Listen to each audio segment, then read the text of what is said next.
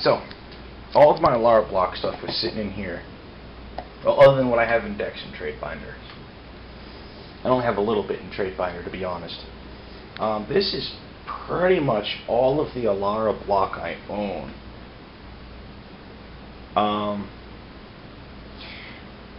Now, some people might look at this and be like, wow, why do you have so little of that? I mean, you were playing at the time. And I'm like, well, sort of yeah, sort of no.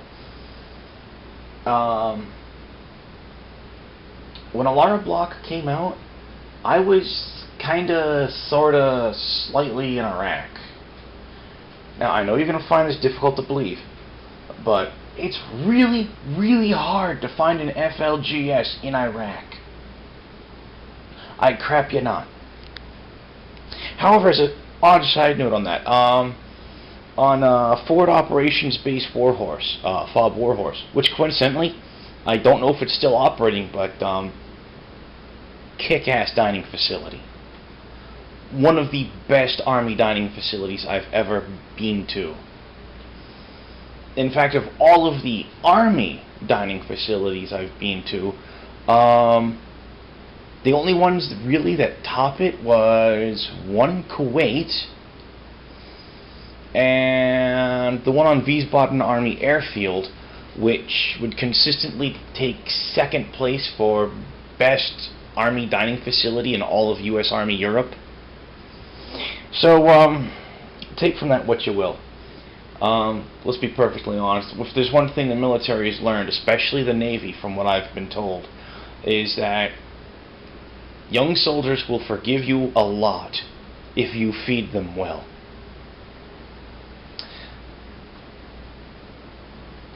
So, what have I got here? Got a Ranger of Eos. I've heard he's good. Never really got the chance to play him. Coincidentally, while I was in Iraq, I was able to get into a few early Alarra block drafts, but my internet connection was, well, on Magic Online, my internet connection was kind of shaky at best, so I didn't play Magic Online very often in Iraq. Oh, the reason why I mentioned FOB Warhorse, I got sidetracked off of that talking about food. Who would have figured? Guy with the gut talking about food and getting sidetracked. Yeah. So anyways, no, there was a fellow on FOB Warhorse in the one of the MWR areas, Morale, Welfare, Recreation, who apparently had a buddy in Hasbro or something, and he had like a handful of like magic cards and double handful of magic cards and stuff down there. He wanted to get a group of people together to play and whatnot, but it just never really ended up panning out very well. You know, I mean, him and I were the only ones I ever saw down there playing, which was, you know, kind of a shame. He seemed like a good guy, young kid, looked like he was maybe in his early 20s. I can't even remember the poor fellow's name, and I wish I could. But if you're out there watching this guy, thanks a bunch, though. It really meant a lot to me to be able to play some Magic out there, you know? It was cool stuff. Playing Magic in the middle of freaking nowhere. But, hey. So anyways, Ranger of Eos, naturalized as a reprint. Nea Battle Mage, an allusion to the Battle Mages in Invasion block.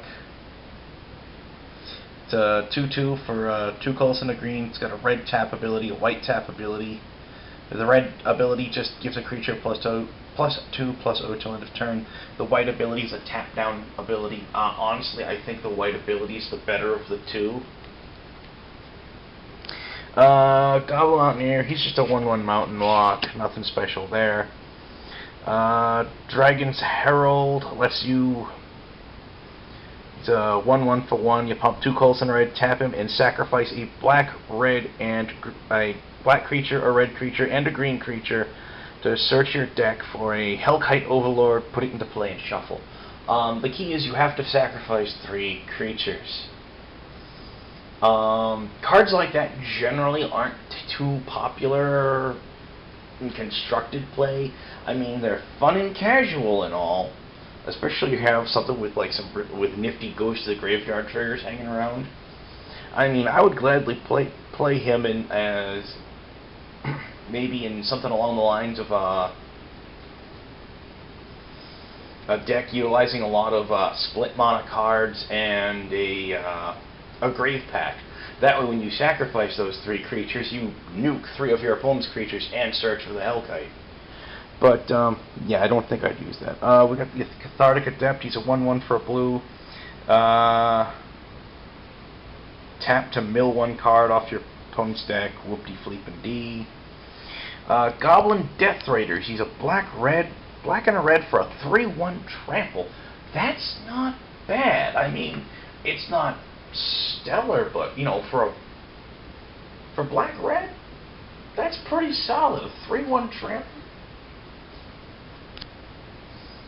I mean, yeah, I'd take it. I mean, in addition to having trample, he's got a good tribe going on, you know? I mean, for the most part, you're actually just paying the black mana. Well, I was going to say you're paying the black mana for the tribe. Well, to a certain degree you are, really. Compare it to, I want to say it's Spark Elemental, which is basically a half-size ball lightning. He doesn't die at the end of turn automatically, so if your opponent chooses not to block him, you've still got him. But he also doesn't have haste, but he's a goblin, blah, blah, blah, blah, blah. So I'm not about to say it's a bad card. I'm really not. We also got an Obelisk of Jund, however you want to pronounce it here. 3 colors, you tap it for black, red, or green. It's not bad. Let's be perfectly honest, though. For 3 mana, you can do better. You really can. I mean, you've got the Monolith and M12 that, for the same casting cost, taps for 1 of any color. I mean, that's pretty saucy right there. Not mentioned, he also had in Darksteel, in the original Mirrodin block, you had the Darksteel Ingot that was indestructible and tapped for 1 mana of any color. Though, I'm not sure if it was a common or not. Oh, coffee. So anyways, looking at some of my rather limited collection of cards here, it's a few things I wanted to talk about. Let's see here. The Blade guy cycle. We have the Grixis Grimblade, Nea Hushblade, Yund Hackblade, Bant Sureblade, and the Esper Stormblade, which is an artifact creature because that was part of the deal with the Esper Shard. Like half the guys or more were artifact creatures. All well and good. Yet the 5 quote-unquote shards of the plane of Alarra would come together in the end. Blah blah blah blah blah. It's okay. They're really nice. They're all 2 mana for a 2/1 that gets +1/+1 and an appropriate ability if you control another multicolored permanent. That's not bad. It's reasonably solid. What's really nice is any of them can fit into like a couple of different decks because it's 1 specific mana and 1 mana of either of that color's allies. I mean, so just for poops and giggles, let's say you wanted to go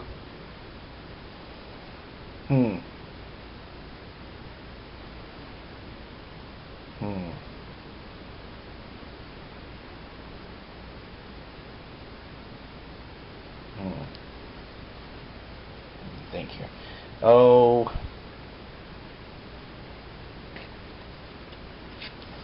for example, you could play a Bant Sureblade and an Esper Stormblade in a blue-white deck together, easily, no problems. And, you know, if they're both on the board, this guy becomes a 3/2 first striker, and he becomes a 3/2 flyer. And it's rather interesting stuff.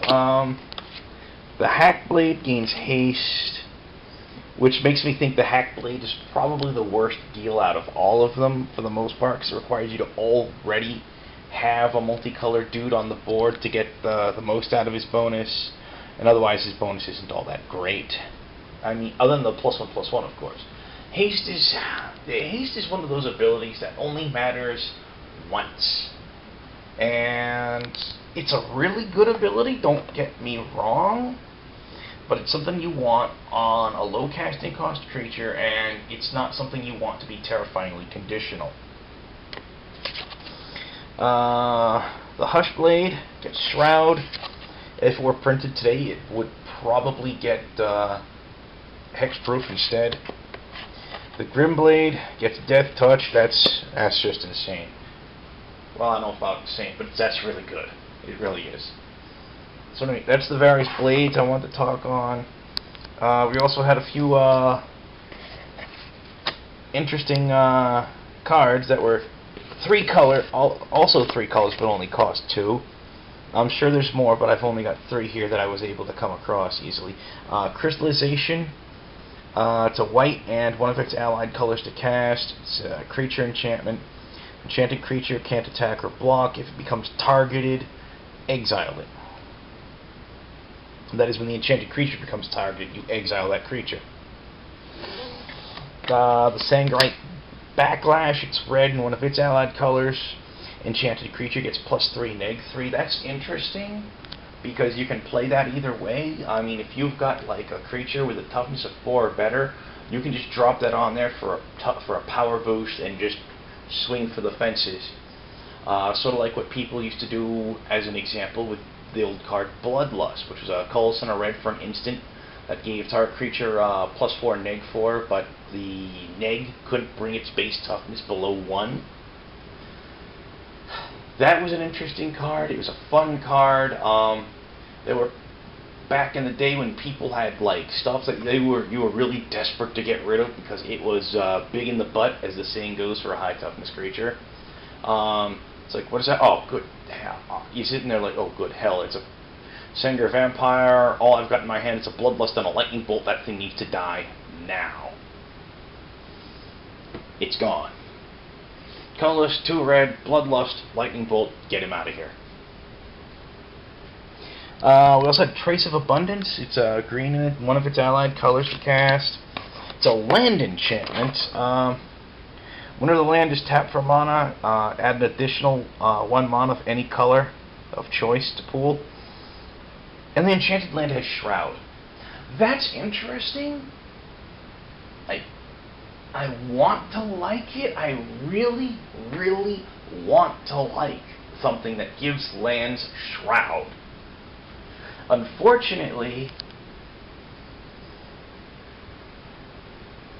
it's almost meaningless if there isn't land destruction running around. And I haven't seen any real land destruction cards in here. Maybe I'm just missing them all. I don't know. Land destruction hasn't been popular with Wizards in a long time. I mean, it used to be you could get land destruction at common for 2 colors and a red. Now you're lucky if you can get it for 2 colors and double red. I don't know what to say. I wish I did, but I don't. The Cathari Bomber. He's another interesting card. He's a 2/2 flyer. For a colorless, a black, and a red. Whenever he deals combat damage to a player, put 2 1/1 red goblins tokens into play under your control and sacrifice him. And he's got Unearth. Unearth was if I recall correctly, was pretty much a new mechanic at that point. Basically, you pay the Unearth cost, and creature comes into play with haste, and then is exiled in turn, and can only be played as a sorcery. The Unearth mechanic is basically pretty close to a built-in shallow grave on a creature. It's neat. I kind of like it.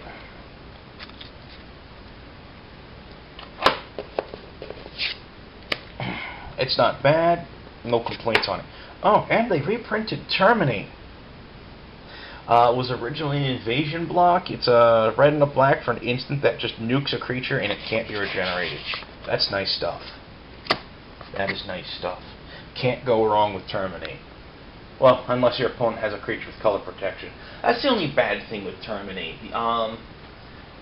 Black and red are the two most common colors to have protection against, with white a distant third, mostly in black cards.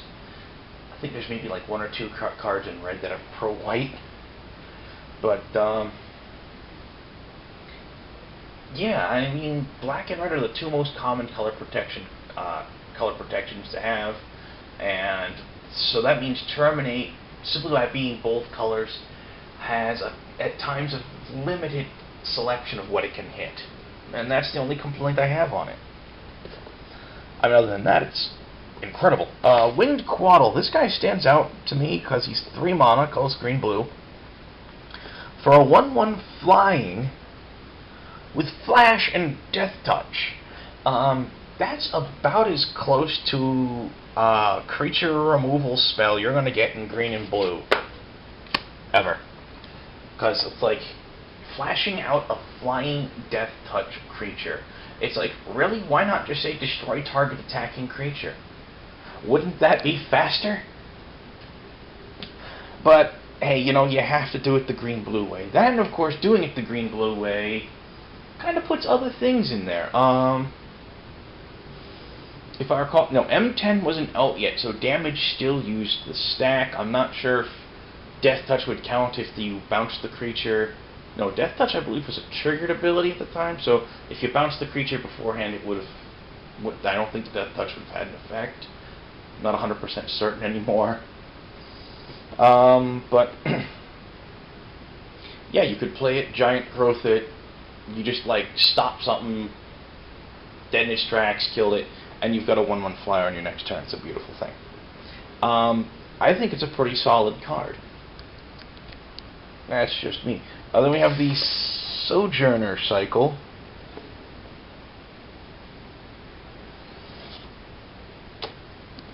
Hey, look, the Esper Sojourner's an artifact creature. Because the Espers are like that. They're creatures of varying size. Casting cost varies a little bit based on their usefulness. The Yund and Esper Sojourners are 3 mana. The Grixis and Bant are 4. And the Nay is 5. We're looking at a 2/3, a 3/2, a 2/4, a 4/3, a 5/3. They all cycle for 2 and one of their primary color. And they all have an effect that comes in if they're cycled or hit graveyard from play. The Yund is 1 damage target creature or player. The Esper is tap or untap a permanent. I think that's kind of a whole hum, but it's alright. I mean, at the worst, it's 2 Coulson of blue, draw a card, tap or untap target permanent. The Yund is effectively an almost uncounterable damage source, and you don't get that very often. I mean, you can't counterspell it when you cycle it, so you actually have to counter a triggered ability. And while there are cards that'll do it, there aren't a whole heck of a lot. And it's like, who's going to waste a Stifle? You know? The Grixis exiles a card in graveyard from game. That's okay. I don't think it's terrifyingly useful. In fact, I think the other two are more useful in my opinion, but that's just me. The Naya puts a +1/+1 counter on a creature, and the Bant gives you a 1/1 token creature. The Bant might actually be the... I think the Bant might be one of the better ones, really, overall. Possibly the best of them. I honestly don't like the Grixis one. But on the other hand, he's also a 4/3 creature. So, take from that what you will. 3, 4, 5, 4.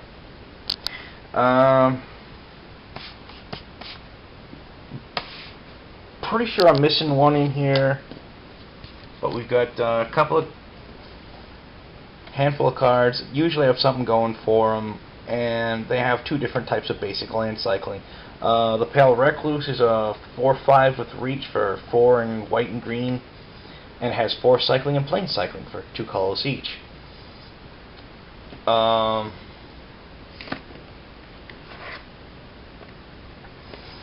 The Sanctum Plow Beast is a 3/6 for 4 white blue with Defender, with plains and island cycling. I think he's actually kind of behind the power curve.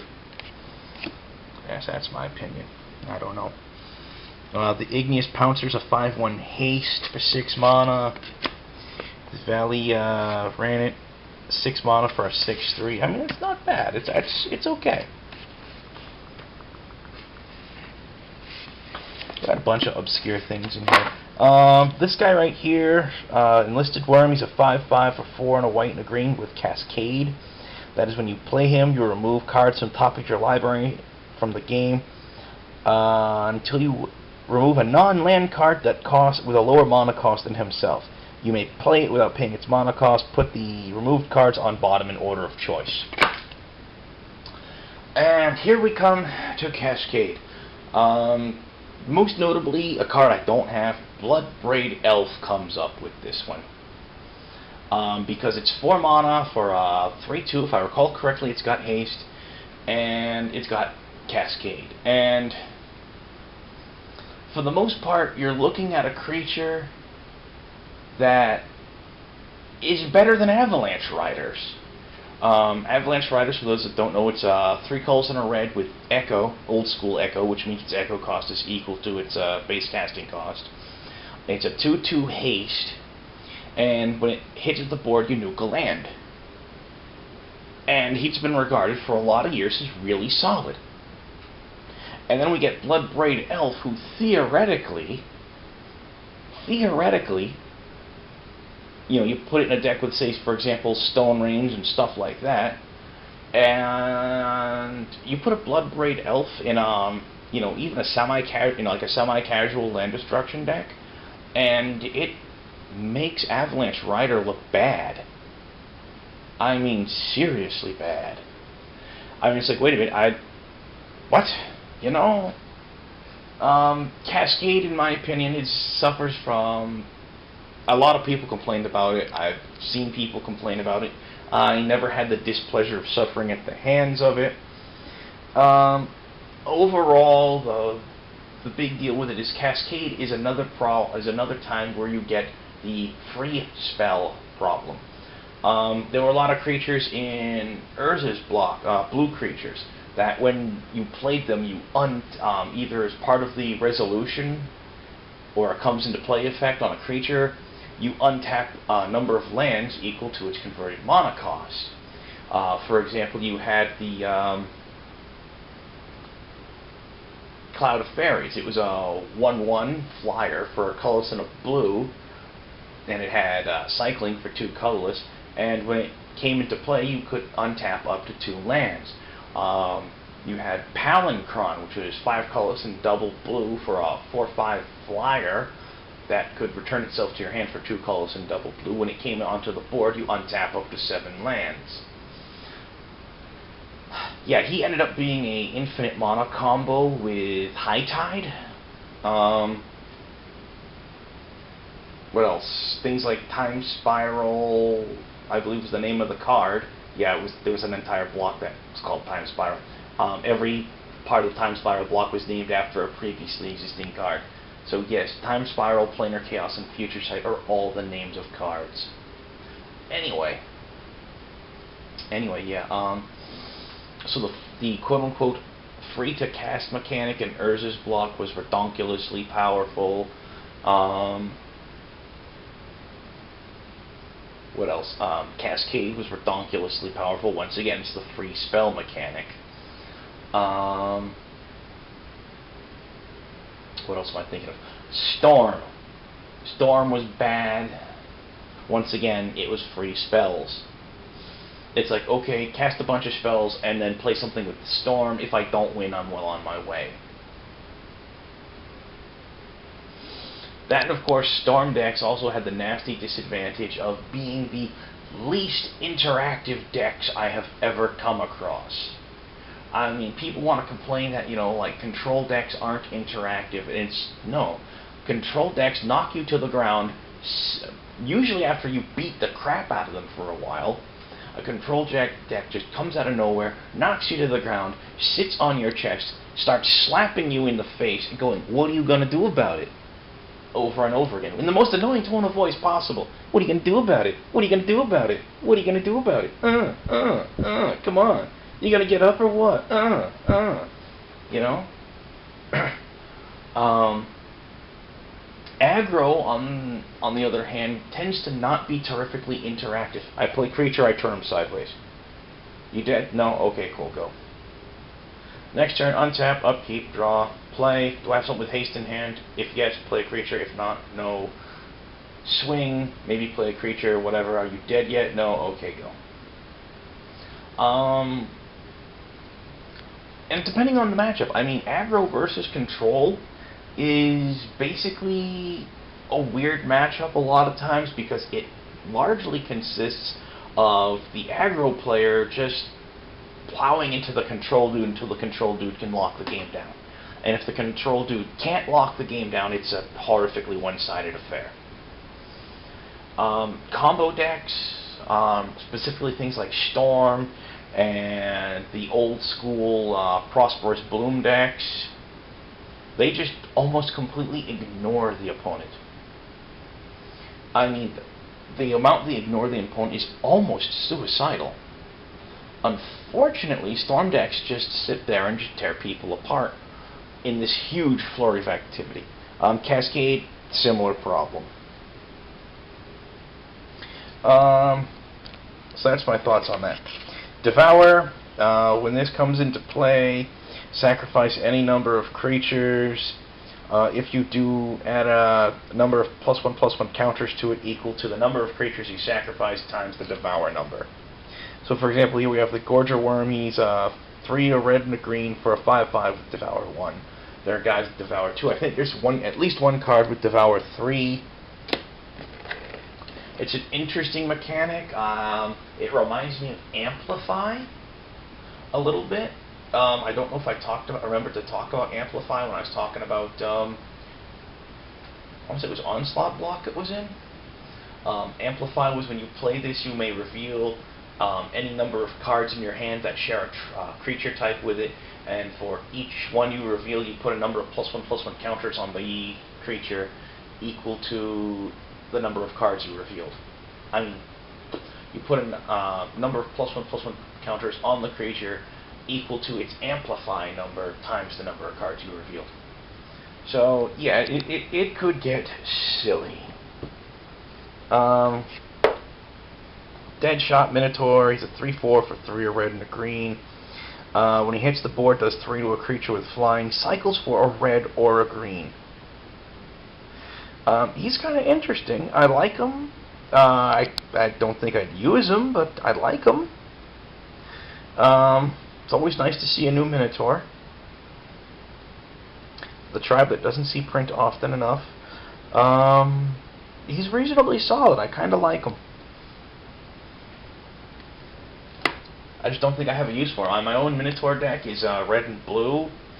And I'll be perfectly honest, I've actually thought about splashing white into that deck for Zudru the Greathearted from the Commander Precon, because I have a couple of cards in there that doesn't matter who controls the card at any given point in time, it still has the effect I want it to.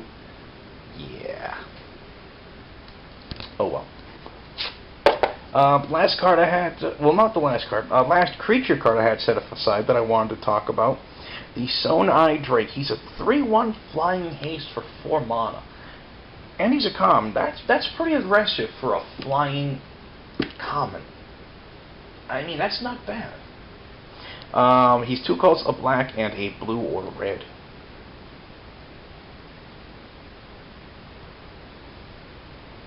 That's not bad at all. I kind of like it. But, hey. Oh well. The next thing I want to talk about is the various border posts. Let me see, we have Wild Field. Field Mist, Mist Vein, Vein Fire, Fire Wild.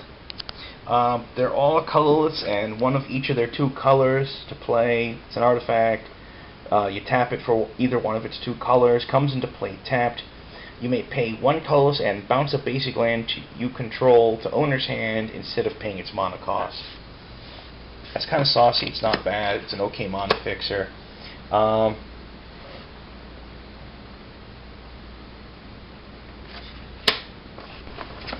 Okay, guys, I'm not sure where I cut myself off in the middle of this. Yeah, I cut myself off. I must have tapped the power button on the camera by accident. I'm not pleased by that, and I'm not going to try and recap all my rambling. I haven't taken the memory card out of the camera or tried to rewatch what I had already shot, 'cause it's going to take a while, and I know it. So, oh, jeez. Oh, I hate that. By the way, I am at this point kind of tentatively planning, a recap / what did I learn from this experience video at the end of it. And I promise you, one of the things I'm going to do is critique my performance as a cameraman. And I promise it's not going to be pretty. Anyways, I'm going to call Shards of Alarra done. So that leaves me with Invasion Block, Corsets, and Scars of Mirrodin. I think I'm going to move on to Invasion Block, and then Scars of Mirrodin, and then the Corsets. Call that done. You know what, guys? It's starting to get warm in here again. I'll throw the AC on, put this video on YouTube, and tell you guys to have a good night and be safe. It's not a requirement. I can't make you do it. Just call it a friendly recommendation, you know? Later, fellas.